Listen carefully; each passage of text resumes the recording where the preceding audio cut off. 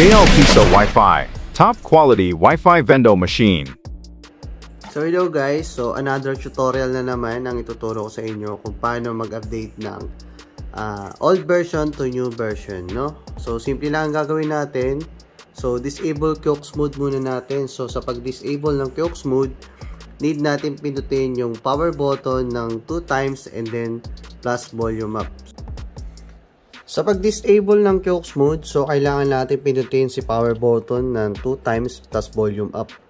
So kabila ang dulo siya, no? So click lang natin si power button 1, 2 plus volume up.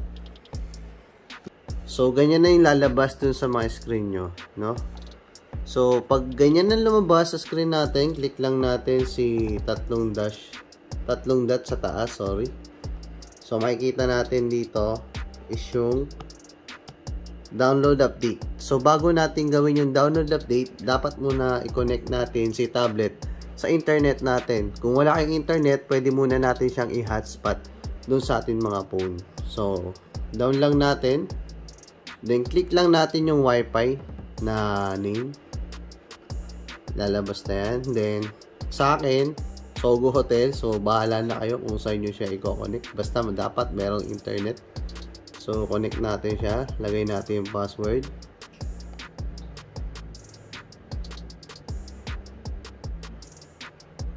Then pag connected na siya, pag may internet na si machine, back lang natin, click lang natin yung back.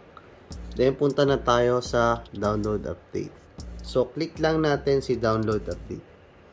So yan, wag nyo na siyang i-update dito, no, yung Google, para hindi na tumagal. Click nyo lang siya outside and then accept, and then click nyo yung no thanks, no, dito sa kaliwa. So, automatically mag-update agad siya. Wait lang natin. So click lang natin yung okay. So magda-download siya agad, and then click natin si open, then install. Click lang natin install. So hintayin natin siya matapos, no. So, bakit ba natin siya ina-update? Para lumabas yung PayMaya doon sa machine natin. No, si PayMaya pala, para ma-activate, need natin magbayad ng 300 pesos for activation. Ituturo din namin yan sa next video. So, open na natin siya. So, ganun na. Updated na sa new version. So, click lang natin to, tatlong dot, and then tignan natin sa about. So, itong machine hindi pa siya activated, no? So, makikita natin na sa 4.3.2 na siya. Ito na yung mga newest update. So, sa mga susunod na update, ganun lang din yung gagawin natin. So, napakadali lang. So, ganun lang guys, mag-update ng ating mga e-loading, no? Super dali lang. So, after natin mag-update ng e-loading, siyempre, i-update din natin yung mga e-load promos. No, click ulit natin tatlong dot sa taas. E-load products.